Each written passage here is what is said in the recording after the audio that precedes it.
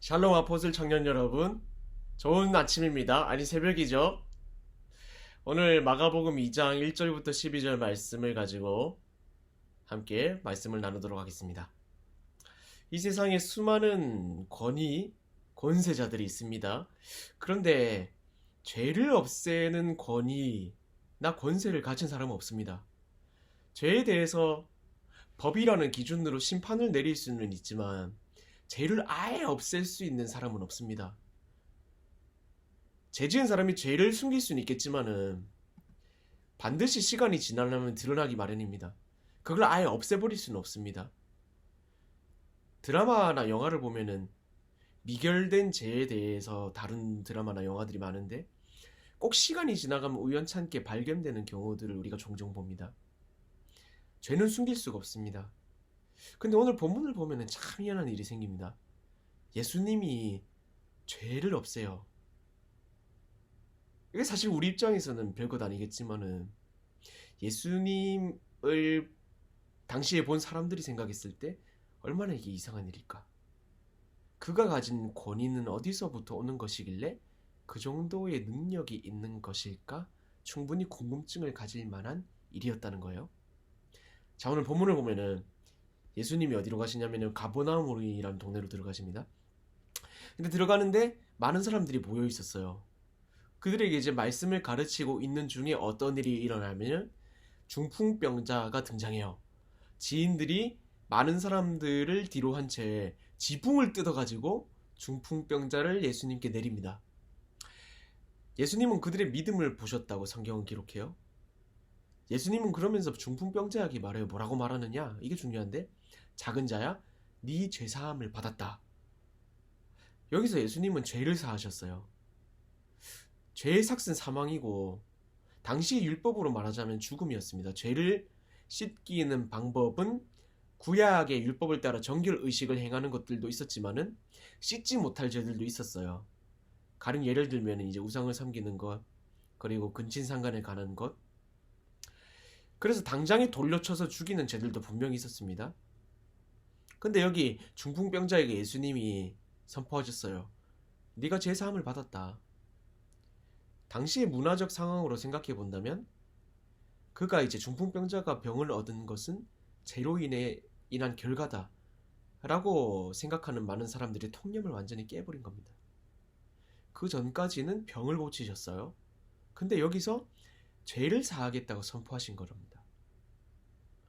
근데 죄는 사실 모든 인간의 근본적인 문제입니다. 예수님은 이 중풍병자를 예를 들어서 죄를 사했다고 말하면서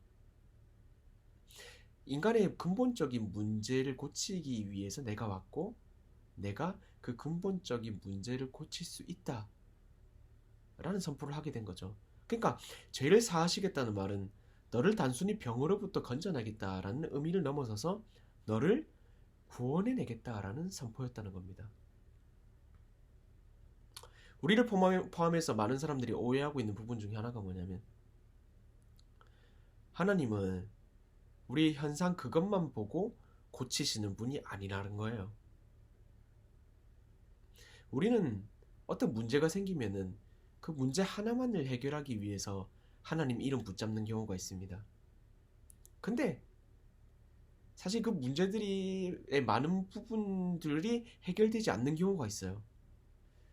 근데 가만히 생각해 보면은 기도하면서 그 모든 문제들을 온전히 하나님께 맡길 때 뜻하지도 못했던 내 안의 죄성들을 발견하고 혹은 죄로 인한 원인들을 발견하게 되는데 그런 부분들이 발견이 되면서 지금 해결되지 못하는 문제들이 이해가 되기 시작하면서 그런 회개와 하나님 아버지 앞에 마음들이 우리 안에서 회복이 되며 그 문제들이 해결될 때가 있다는 거죠.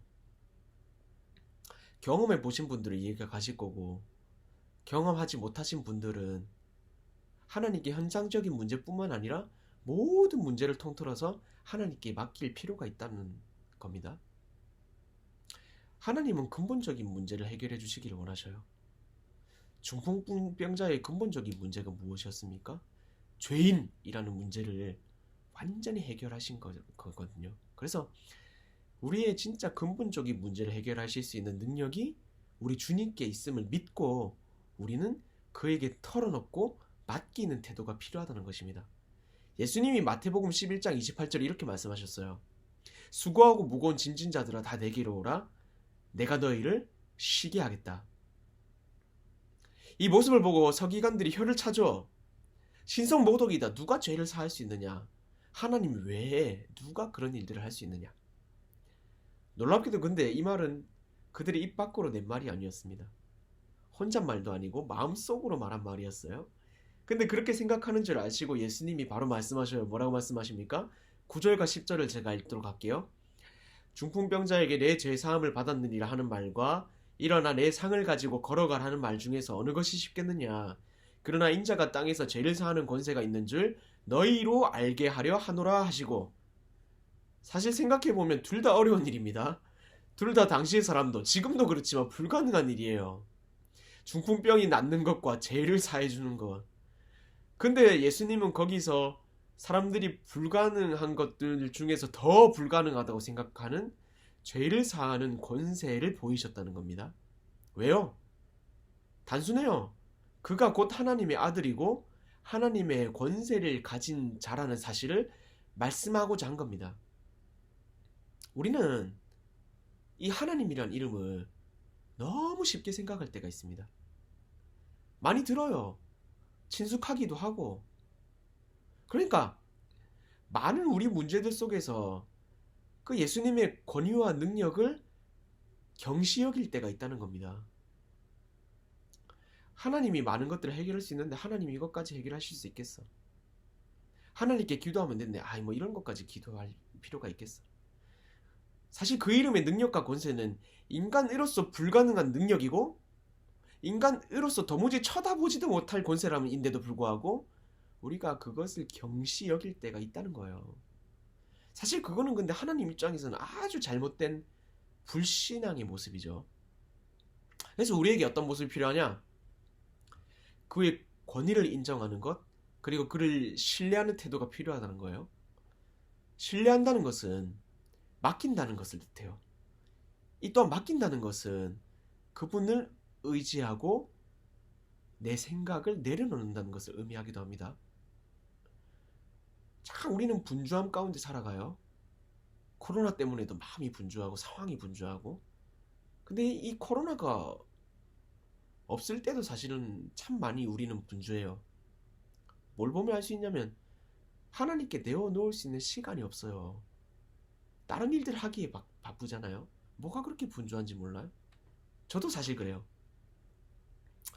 이번 주에 페북을 이렇게 보다가 유기성 목사님이라고 선한목자교회 담임이신데 그 유기성 목사님이 교육자들 향한 기도문을 쓰셨는데 그게 눈에 참 들어오더라고요. 거기서 이 목사님이 이렇게 적으셨어요.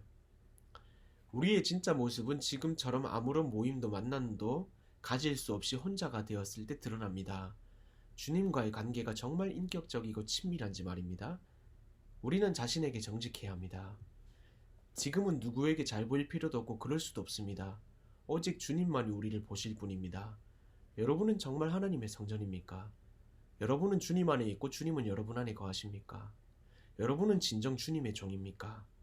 지금처럼 홀로 있는 시간, 주님과의 시간을 충분히 누리고 있습니까? 여러분은 예수님 한 분이면 충분합니까? 만약 혼자 있기에 성경 묵상도 기도도 안 되고 생활이 무너지고 은밀한 죄를 짓는다면 여러분은 직업적인 종교인일 것입니다. 교인들을 천국으로 인도하면서 자신은 들어가지 못하는 것입니다. 그러므로 이 주간 정직하게 자신의 영적 상태를 빛 가운데 드러내 보이시기 바랍니다. 기침만 해도 신경이 쓰이는 것처럼 자신의 영적인 상태를 그렇게 살펴야 합니다. 라고 쓰셨어요.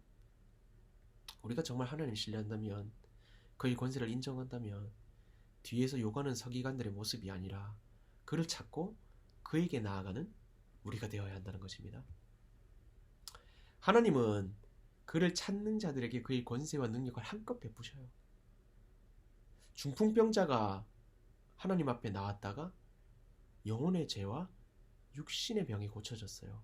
그는 상을 들고 뛰어갔어요.